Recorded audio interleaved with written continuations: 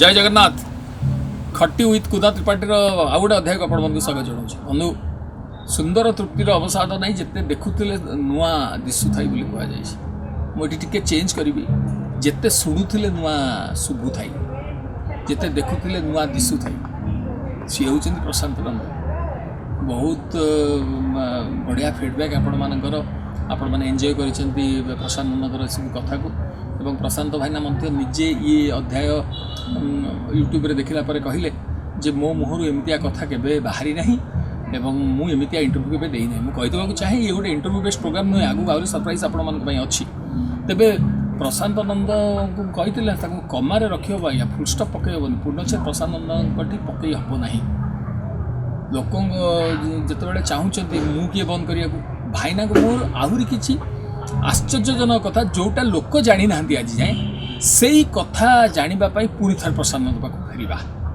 Let's go जय जगन्नाथ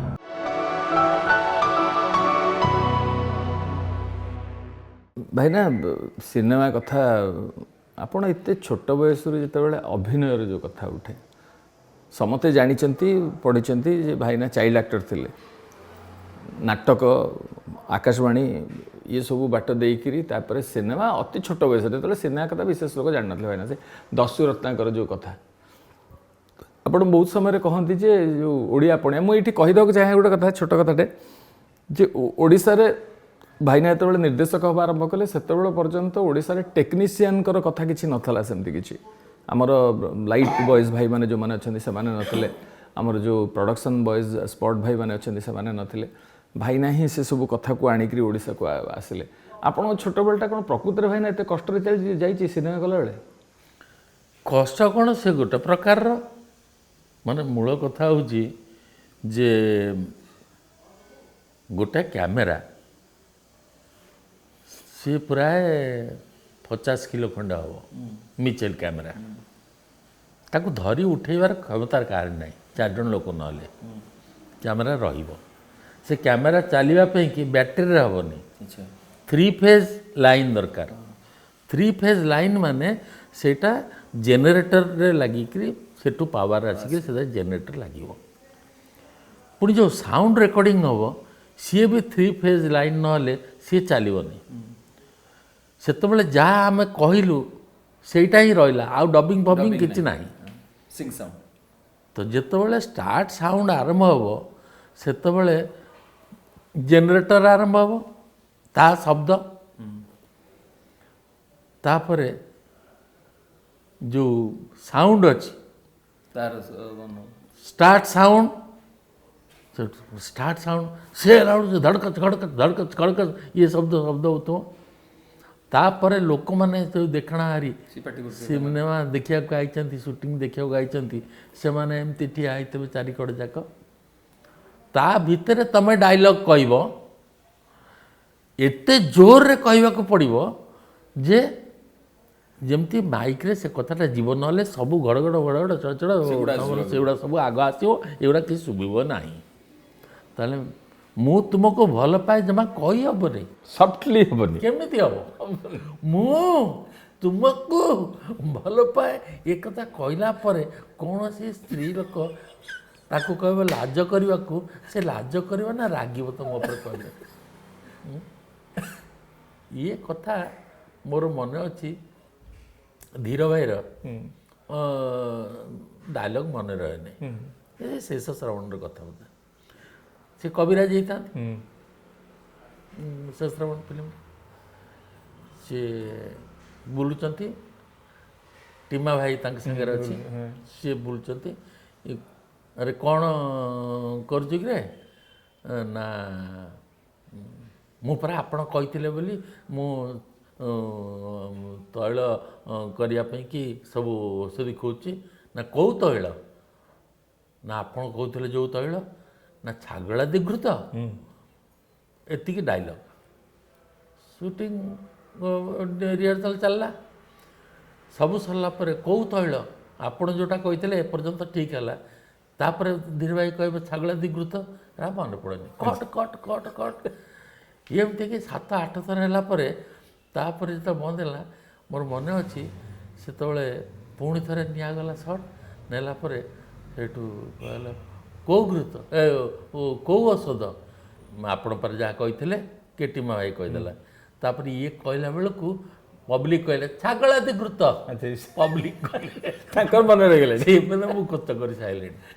ତା ଭିତରେ ବି ସୁଟିଂ କରିବାକୁ ପଡ଼ୁଥିଲା, ତେଣୁ କଷ୍ଟ ନୁହଁ ସେ କାମ। ନ୍ୟାଚୁରାଲି ଭାଇନା ଆପଣ ଫାର୍ଷ୍ଟ ଫିଲ୍ମରେ ଗୋଟେ ବହୁତ ଅଦ୍ଭୁତ କଥାଟେ ଅଛି, ଯେଉଁ କଥାଟି ଆପଣ କହିଛ ଆମେ ଏ କଥା ଯେତେବେଳେ ସେଟ୍ରେ ଶୁଣୁ ମାନେ ସିଏ ହସ ତ ସେ ଇନଷ୍ଟାଣ୍ଟ ହସ ହୁଏ, ରାତିରେ ମନେ ପଡ଼ିଲେ ବି ନିଦରୁ ଉଠି ପଡ଼ିକି ହସ, ଏବଂ ଯେଉଁଠିକି ସ୍ତ୍ରୀ ବି ବହୁତ ଥର ପଚାରିଛି ଯେ କ'ଣ ପାଇଁ ଏମିତି ହସୁଛ ବୋଲି। ମାନେ ଇଏ ଗୋଟେ ଅଦ୍ଭୁତ କଥା। ଆପଣ ଯେଉଁ ଫାର୍ଷ୍ଟ ଫିଲ୍ମରେ ଦସ୍ୟୁ ରତ୍ନାକର ସିନେମା ଆପଣଙ୍କର, ସେ ଫିଲ୍ମରେ ଆପଣଙ୍କ ଅଭିଜ୍ଞତା ଟିକେ କୁହନ୍ତୁ, ଲୋକମାନେ କେବେ ଏ କଥା ଜାଣିନାହାନ୍ତି। ମାନେ ନାଇଁ ମୁଁ ଲେଖିଛି ସବୁ ବହୁତ ଥର କହିଛି, ଏ କଥା ସମସ୍ତେ ଜାଣିଛନ୍ତି, ଜାଣିନାହାନ୍ତି ବୋଲି ଏ କଥା ନୁହଁ, ତାକୁ ବିଶଦ ଭାବରେ ବର୍ଣ୍ଣନା ହେଇନଥାଇପାରେ, କିନ୍ତୁ ସମସ୍ତେ ଜାଣିଛନ୍ତି ଏ କଥା ଯେ ଆପଣ କେମିତି ମାନେ ଚୁଜ୍ କେମିତି ହେଲେ ସିନେମା କରିବା ପାଇଁ?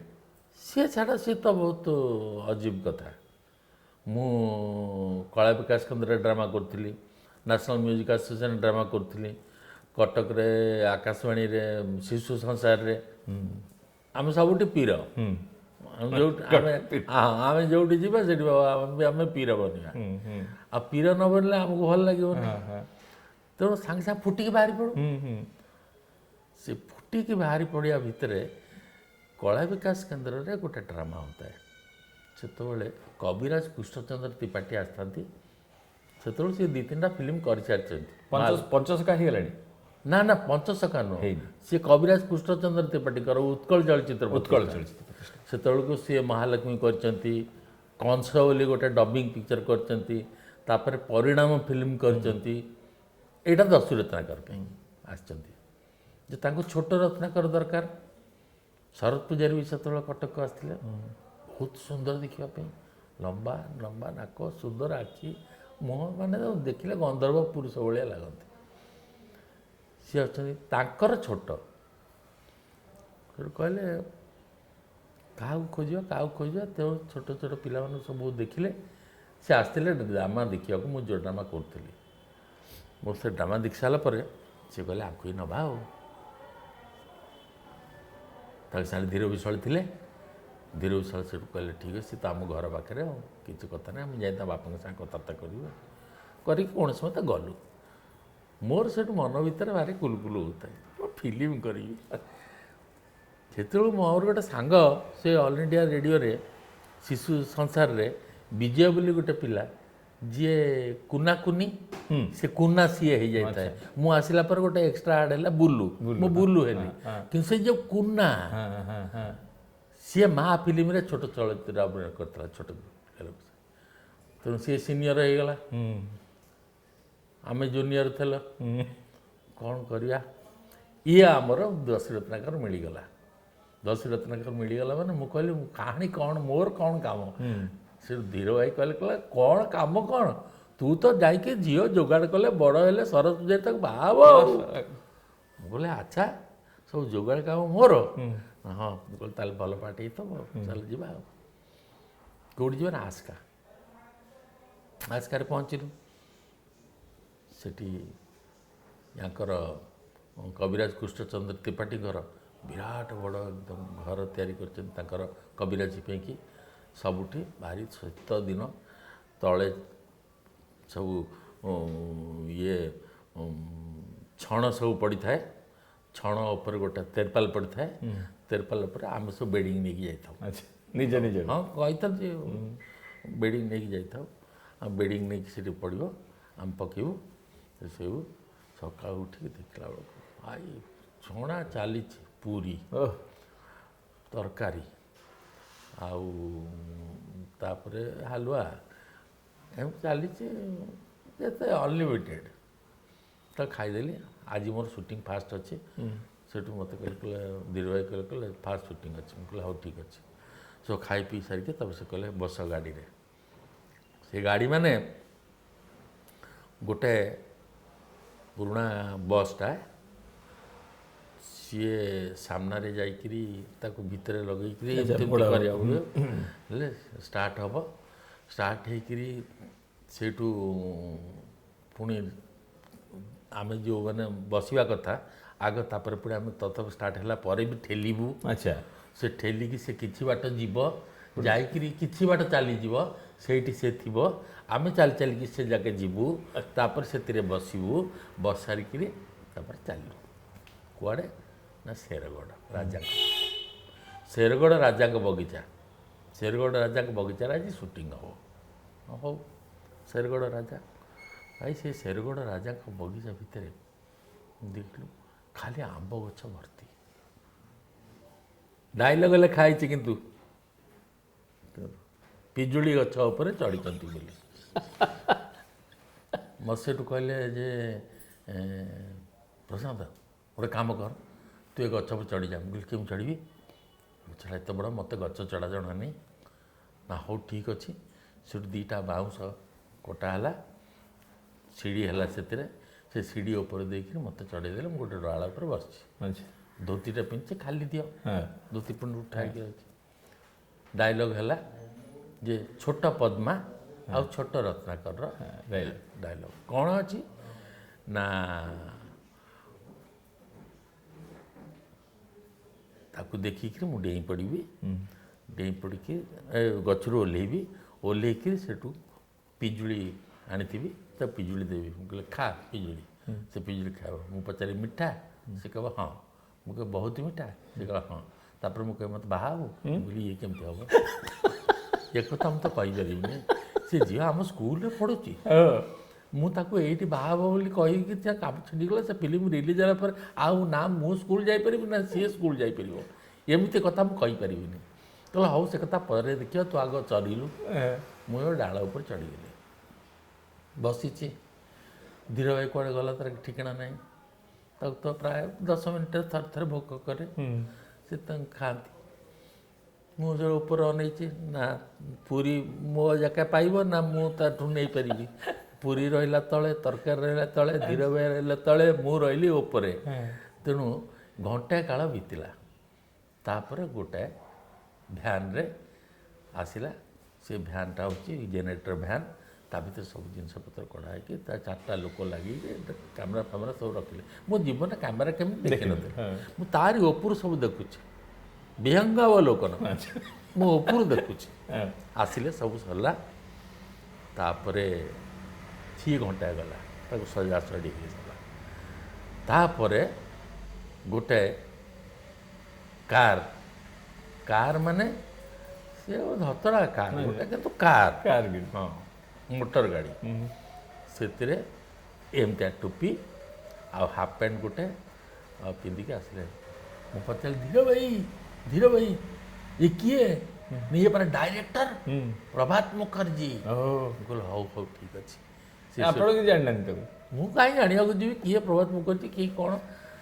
ସେଇଠୁ ଗଲା, ତାପରେ ସେଠୁ ସେ ଆସିଲେ, ଆସିକି ବସିଲେ, ବସିକିରି ସବୁ ଚୁପଚାପ ସାଇଲେନ୍ସ ବୋଲି ବଡ଼ ପାଟିରେ କହିଲେ। କି ସାଇଲେନ୍ସ? ଜେନେରେଟର ଚାଲୁଛି, ସବୁ ଚାଲୁଛି, ଲୋକ ପାଟିତୁଣ୍ଡ କଥାବାର୍ତ୍ତା କରୁଛନ୍ତି। ସେଠୁ ସାଇଲେନ୍ସ, କଥା ଠିକ୍ ଅଛି ସାଇଲେନ୍ସ। ତାପରେ ଷ୍ଟାର୍ଟ ସାଉଣ୍ଡ ହେଲା। ପ୍ରାୟ ସେତେବେଳେ 2.5 ଘଣ୍ଟା ଖଣ୍ଡେ ହେଲା, ଅଣ୍ଟା ଦରଜ ହେଇଗଲାଣି। ସେ ଆମ୍ବ ଗଛରେ ସେ ଯେଉଁ ଜନ୍ଦାମାନେ, ସିଏ ବୁଲି ବୁଲିକି ସେ ଭିତରକି ସେ ମୋର ସେ ଧୋତି ଭିତରେ ବିଭିନ୍ନ ଜାଗାରେ ପଶିଗଲେଣି। ମୁଁ ତାକୁ କାଢ଼ିବି କେମିତି, କ'ଣ କରିବି କେମିତି? ମୁଁ ଆଉ ମୁଁ ଉପରେ ଅଛି, ମୁଁ ଯାହା କରିବି ସବୁ ଲୋକ ତଳେ ଦେଖିବେ ନା। ତେଣୁ ସେ ଅବସ୍ଥାରେ ମୁଁ ସେ ଜନ୍ଦା ମୁଁ ୟା ଭିତରେ ସଂଘର୍ଷ କରିକି ମୁଁ ତାକୁ ଥାଏ କେମିତି କୌଣସି ମତେ। ତାପରେ ସେଇଠୁ ମୁଁ କହିଲି ଧୀର ଭାଇ କ'ଣ? ମୁଁ କହିଲି ମୁଁ ଏଇ ଗଛରୁ ଓହ୍ଲେଇ ଡାଇଲଗ୍ କହିବି? ସେ କହିଲେ ହଁ, ତତେ କୁହା ହେବ କରିବାକୁ। ମୁଁ କହିଲି ଏଇ ଡାଇଲଗ୍ କହିବି? ସେ କହିଲେ ହଁ। ମୁଁ କହିଲି ସେ ପିଜୁଳି ଗଛ କଥା କହିଛନ୍ତି, ମୁଁ ଆମ୍ବ ଗଛରେ ଚଢ଼ିଛି। କହିଲେ ତୁ କ'ଣ ଜାଣିଛୁ? ତୁ କ'ଣ ଜାଣିଛୁ? ଏ ଡାଇରେକ୍ଟର ନମ୍ବର 1 ଡାଇରେକ୍ଟର, ସିଏ ଆମ୍ବ ଗଛକୁ ପିଜୁଳି ଗଛ ଭଳିଆ ଦେଖାଯିବ, ତୁ କିଛି ବ୍ୟସ୍ତ ହନି। ଆମ୍ବ ଗଛକୁ ପିଜୁଳି ଗଛ ଭଳିଆ ଦେଖାଯିବ? ହଉ ହେଇଥିବ, ଫିଲ୍ମ କଥା ଭାଇ ଆମେ କ'ଣ ଜାଣିଛୁ, ସିଏ ଆମଠୁ ବେଶୀ ଜାଣିଛନ୍ତି, ସିଏ କେବେଠୁ ଫିଲ୍ମରେ ପାଠ କଲେଣି। କେଦାର ଗୌରୀରେ ସେ ରାହୁ ଭୂମିକାରୁ ପାଠ କଲେଣି 1953 ମସିହାରୁ। ଆଉ ଆଜି ଆମେ 58-59 ମସିହାରେ ବାହାଦୁରୀ ଦେଖିଲେ କ'ଣ ଠିକ୍। ସେଠୁ ବସିଲା, ସବୁ ଚାଲିଲା, ସେ ଷ୍ଟାର୍ଟ ସାଉଣ୍ଡ କଲେ, ସବୁ କଲେ। ମୋତେ କହିଲେ ଲାଫିଏ ପଡ଼। ମୁଁ ଭାଇ ବଙ୍ଗାଳୀ ସେତେବେଳେ ଜମା ଜାଣିନଥିଲି, ଜାଣିବାର ଚାନ୍ସ ନାହିଁ। ଲାଫିଏ ପଡ଼ ମାନେ ମୁଁ କହିଲି ଲାଫ ହସିବାକୁ। ଏଇ ଖଟିରେ ସମସ୍ତେ କହିଥାନ୍ତି ଯେ ଦେଖ ଆଉ ହସଟା ମାନେ ଚୋଖାକିରି କରିବ, ଯେମିତି ଆମର ଦିଲ୍ଲୀପ କୁମାର ଯେମିତି ହସେ, ଯେମିତି ରାଜ କାପୁର ହସେ, ଯେମିତି ଦେବାନନ୍ଦ ହସେ, ସବୁ ପ୍ରାକ୍ଟିସ୍ କର। ମୋତେ ପ୍ରାକ୍ଟିସ୍ କରାଇଛନ୍ତି, ଛାଡ଼ିଛନ୍ତି। ମୁଁ ଆସିଛି ହସିବାକୁ। ମୁଁ ସେଠୁ କହିଲେ ଲାଫିଏ ପଡ଼। ମୁଁ ସେଠୁ ସାଙ୍ଗେ ସାଙ୍ଗେ ହସିଦେଲି, ଦେବାନନ୍ଦ ଭଳିଆ ଟିକେ ହସିଦେଲେ ଠିକ୍ ଠାକ୍ କରି। ସିଏ ଭାରି ବିଗିଡ଼ିଗଲେ, କହିଲେ ଲାଫିଏ ପଡ଼। ଲାଫ ମାନେ ଇଏ ହସିଲା, ତାକୁ ଭଲ ଲାଗିଲାନି। ସେଠୁ ମୁଁ ଏ ସମସ୍ତଙ୍କୁ ଛାଡ଼ିକି ମୁଁ ଯାତ୍ରାକୁ ଚାଲିଗଲି। ଆଚ୍ଛା, ଯାତ୍ରା ଟାଇପ୍ର ଗୋଟେ ହସ ଦେଲି। ତାପରେ ମାତା ମାର मेरे फिल ଆମକେ ନା କ'ଣ ସେତେବେଳେ କହିଲେ, ମୁଁ ତ ମନେ ରଖିନି। କହିଲେ ବାବା ଲାଫିଏ ପଡ଼। ମୁଁ ଆଉ କିଛି ନ କରି ଚୁପ୍ ହେଇକି ରହିଲି। ମୁଁ କହିଲି ନାଇଁ ଆଉ କିଛି ପସନ୍ଦ ନାହିଁ, ମୁଁ କ'ଣ କରିବି? ମୁଁ ଚୁପ୍ ହେଇକି ରହିଲି। ତାପରେ ଧୀର ଭାଇ କହିଲା ଡେଇଁ ପଡ଼ବେ। ମୁଁ ସେଠୁ ଧଉଡ଼ିକି ଡେଇଁଲି। ଲାଫିଏ ପଡ଼ ମାନେ ଡେଇଁ ପଡ଼ ବେଙ୍ଗାଲି। ଲାଫିଏ ପଡ଼ ମାନେ ଡେଇଁ ପଡ଼। ଇଏ ହେଲା କଥା। ଇଏ ତ ସଇଲା। ତାପରେ ଖଟିକି ଫେରିଲି। ସୁଟିଂ ସରିଲା ପରେ ଖଟିକି ଫେରିଲି। କେମିତି ହେଲା ସୁଟିଂ, କ'ଣ ହେଲା? ମୁଁ ସେଠୁ ବନେଇ ଚୁନେଇ ଯାହା କହିବା କଥା କହିଲି। ଖାଲି ଖାଇବା ଉପରେ ମୁଁ ଟିକେ ରଖିଥାଏ ବେଶୀ ଜୋର। ତ ଯାହା ହଉ ଫିଲ୍ମ ରିଲିଜ୍ ହେଇଗଲା। ତ ଫାଷ୍ଟ ଦିନ ଖଟିକୁ ଯାଇଛି, ସମସ୍ତେ ଯାଇଥିଲେ ତା ପୂର୍ବ ଦିନ ଦେଖିବାକୁ। ମୁଁ ଯେମିତି ପଶିକି କହିଲେ ପିଜୁଳି। କହିଲେ କ'ଣ ପିଜୁଳି? ଆମ୍ବ ଗଛରେ ପିଜୁଳି। କି କଥା, ସେଟା ଆମ୍ବ ଗଛରେ ପିଜୁଳି, ମୁଁ କ'ଣ କରିଛି ଆଉ ତାକୁ କାହିଁ? ମୁଁ କହିଲି ଯା, ସେଟା ପିଜୁଳି ଗଛ ଭଳିଆ ଦେଖାଯାଉନି। ପିଜୁଳି ଗଛ କେମିତି ଦେଖାଯିବ? ଆମ୍ବ ଗଛ ପିଜୁଳି ଗଛ ହେଇଯିବ ଲେ। ଶୁଣି ସାରିକିରି ସେତିକି କହିଲି। ତେଣୁ ଇଏ ହେଉଛି ସେଇ କଥା, ପ୍ରଥମ ଅନୁଭୂତି। ତାକୁ ଆଉ କ'ଣ ଏସବୁ କଥା ଫର୍ଷ୍ଟ ପର୍ସନରେ ପ୍ରଶାନ୍ତଙ୍କୁ ଶୁଣିବାର ସୌଭାଗ୍ୟ ମିଳିବା କଥା। ଆଜି ଓଡ଼ିଶା ବାହାରେ, ଭାରତ ବାହାରେ ବି ଯେଉଁମାନେ ଦେଖୁଛନ୍ତି ପ୍ରୋଗ୍ରାମ, ଆପଣମାନେ ଜାଣିପାରୁଥିବେ ଯେ ଯଥେଷ୍ଟ ସମ୍ମାନ ଜୀବନରେ ପାଇଥିବା ପ୍ରଶାନ୍ତ ନନ୍ଦଙ୍କ ବିଗିନିଂ କେମିତି ଥିଲା।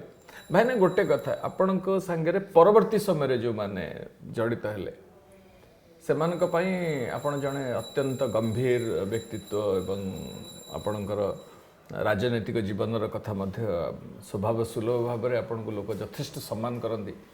ଆଜି ରାଜ୍ୟସଭା ମେମ୍ବର ଭାବରେ ବି ଆପଣ ଗୋଟେ ଭିନ୍ନ ଜାଗାରେ ପହଞ୍ଚିଛନ୍ତି ଏବଂ ସମ୍ଭ୍ରାନ୍ତ ଭଦ୍ର ଇଏ ଯିଏକି ଖରାପ କଥା କହନ୍ତି ନାହିଁ, ଖରାପ ଘଟଣାକୁ ଯାଆନ୍ତି ନାହିଁ ପ୍ରଶାନ୍ତ ନନ୍ଦ। ଆପଣ ସେ ଯେଉଁ ଖଟି ସମୟରେ ଆମେ ଯାହା ଶୁଣିଛୁ ଆପଣଙ୍କ କଣ୍ଟେମ୍ପୋରାରୀ ମାନଙ୍କଠୁ, ଆପଣ ଗୋଟେ ଗଣ୍ଡଗୋଳ ମାରାମାରିରେ ବି ଓସ୍ତାଦ ଥିଲେ।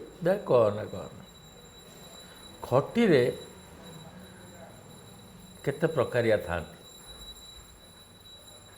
ଫାଷ୍ଟ ପ୍ରକାରିଆ ଯେଉଁମାନେ ଅଛନ୍ତି ସେମାନେ ହେଲେ ଦାଦା ଯଦି ତୁମେ ହେଇଗଲ ତାହେଲେ ତୁମ ଖଟିରେ ଭଲ ପୋଜିସନ୍ ଅଛି। ପୋଜିସନ୍ ଭଲ। କିନ୍ତୁ ଦାଦା ହେବାକୁ ହେଲେ ହାତଚୁଟ କରିବାକୁ ପଡ଼ିବ।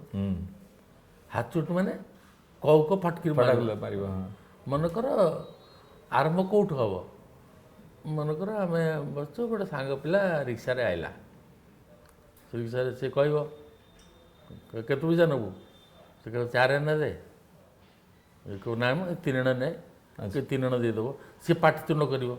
ପାଟିତୁଣ୍ଡ କଲେ ଆମେ ଦାଦା ତ ଦେଖିବାକୁ ପଡ଼ିବ, ଫଟ୍ ଯେ ଠୋକରେ ଆଗ ଚଟକଣା ଦେବୁ। ଆଚ୍ଛା, ସିଏ 3 ଆନା ନେଇକି ସେ ପାର ହେଇଗଲା, ଆମେ ଦାଦା ହେଇଗଲେ। ଆମେ ଦାଦା ହେଇଗଲୁ। ଆମ ଲୋକ ଦେହରେ ହାତ ମାରିବାର ନାହିଁ। ସିଏ ପିଟି ଦେବେ, ସିଏ ବି ତାଙ୍କର ଭାଇ ବନ୍ଧୁ ଦେଇକି ଆସି ମାରିଦେବେ। ତେଣୁ ସେଠି ଦାଦାଗିରି ପୁରା ଫସର ପାଟିଯିବ। ତେଣୁ ଯିଏ ପାଟି ଫିଟେଇ ପାରିବ ନାହିଁ, ହିସାବ କିତାବ କରି ତାକୁ ବି ଗୋଟେ ଦେଇଦେଲେ ଦାଦାଗିରି ଆରମ୍ଭ। କ୍ୟାଲକୁଲେଟେଡ୍ ପୁରା। ହଁ, ଏମିତି ହେଇକି ତାପରେ ଯେତିକି ଦାଦାଗିରି ଚାଲିଲା।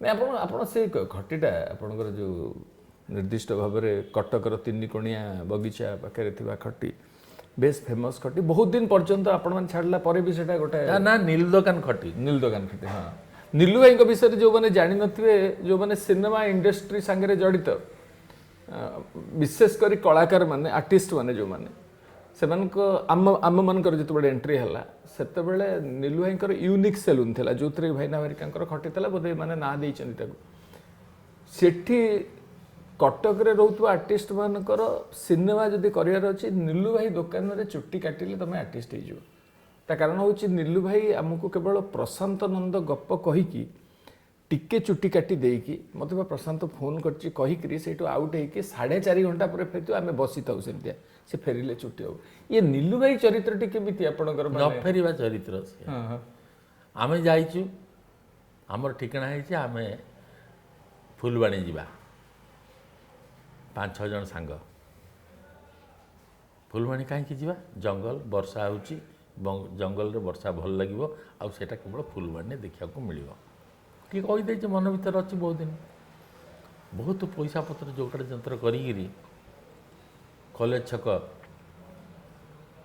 से जो कटक होटेल ता तले गोटे आम्बासेडर गाड़ी अच्छी तार ड्राइवर हूँ रघु जी कि सब आकोमोडेटिव समस्त को नहीं जाओ सब आड़े जानी से बहुत जीवासा करे ताकू धरिकी आम समस्ते आसलु सांगे सांगे से आउ गोटे सांग कहला कहले जे भाई आउ नीलू को नबाने सेठू आउ जन कहले कहले नीलू क्यों नब सी तो आज रविवार आउ तार तो भिड़ भर्ती आउ सी केमती आसो ताप अपेक्षा कला आमर सब प्रोग्राम भंडूर हो कहले नाई मो सेमतिया कथा खाली पचार दे जा ना मन दुख कर बुझुना आम सब जाई पहुँचलु जन लोक काटुला से मुझे पहुँचली नीलू शुण कान कहली चुप कर फुलबाणी जावाई गाड़ी से अच्छे आनंद मिष्टान भंडार पाखे आम आसचु सांगे सांगे सी जो वाला कटला दिहरे जो रुड़ था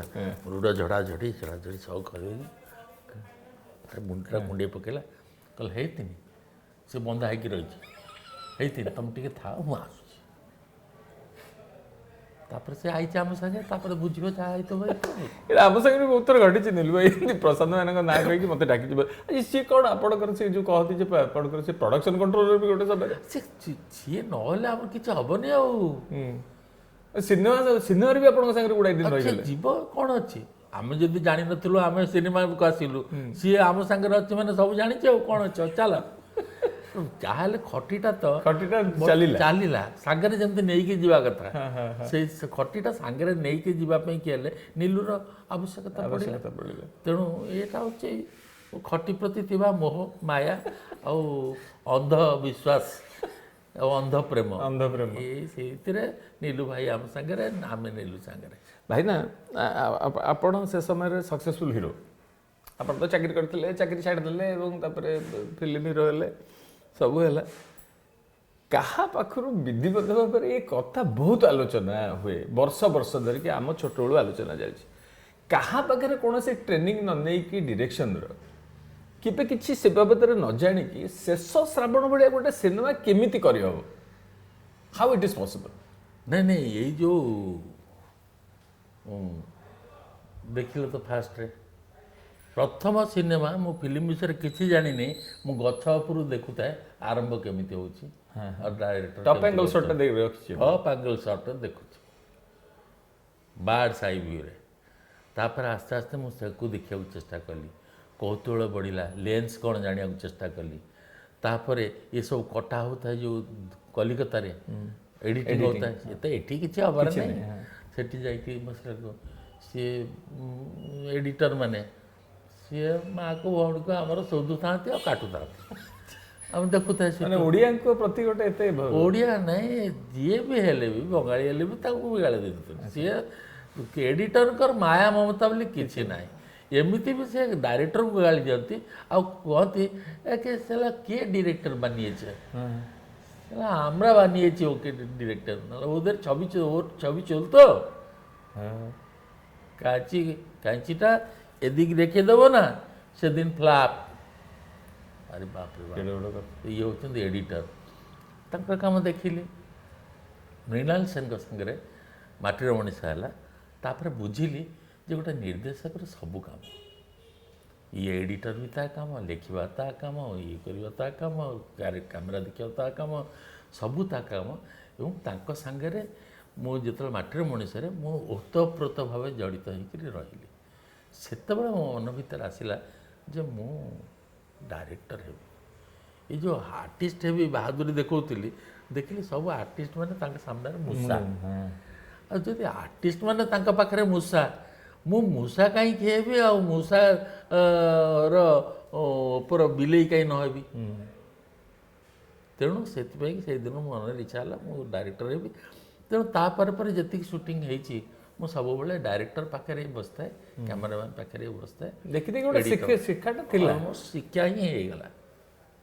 କାରଣ ଶେଷ ଶ୍ରାବଣ ଦେଖିଲେ ବିଲକୁଲ ବୁଝା ପଡ଼େନି ଯେ ଏଇଟା ଫର୍ଷ୍ଟ ଟାଇମ୍ ଡିରେକ୍ଟର, ଡେବ୍ୟୁଟାଣ୍ଟ ଡିରେକ୍ଟରର କାମ ବୋଲି ଏଇଟା ବୁଝା ପଡ଼େନି ଜମା। ତା ପୂର୍ବରୁ ମମତା ବି କରିଥିଲା। ମମତା ବି କରିଥିଲେ, ଆପଣ ନାଁ ଦେଇନଥିଲେ ସେଥିରେ। ଆଉ ଛୋଟ ପିଲା, ଓହୋ ଆଚ୍ଛା। ବୟସ 22-23 ବର୍ଷ ବୟସ, 23 ବର୍ଷର ପିଲାଙ୍କ ନାଁ ଯଦି ଡାଇରେକ୍ଟର ଦିଆଯିବ ସେ ଫିଲ୍ମ ଚାଲିବ? ଓ ଭାଇ ଚାଲିବନି। ତାହେଲେ ଦେଖ ଯଦି ବୟସ୍କ ଲୋକଙ୍କ ନାଁ ଦିଅ ହବ, ନିଷ୍ପତ୍ତି ହେଇଗଲା। ମାନେ ଆପଣଙ୍କ କାହାଣୀ ତ କମାରେ ହିଁ ଥାଏ, ତା ଦେହରେ ପୂର୍ଣ୍ଣଚ୍ଛେଦ ପଡ଼ିବାର କୌଣସି ସମ୍ଭାବନା ରୁହେ ହିଁ ନାହିଁ। ସିନେମା ଭାଇନା କେବେ କରିବେ ପୁଣି? ପୁଣି ହଁ, କରୋନା ପରେ ହଁ, ଯେତେବେଳେ ସବୁ ମହାଭାରତ ଯୁଦ୍ଧ ସରିଗଲା, ସବୁ ବୀରମାନେ ମରିଗଲେ, ଖାଲି କେତୋଟି ପାଣ୍ଡବଙ୍କର 5 ଭାଇ ଛାଡ଼ିଦେଲେ, ବାକି ଭଲ ଭଲ ଆଉ କେହି ଆଉ ନାହାନ୍ତି।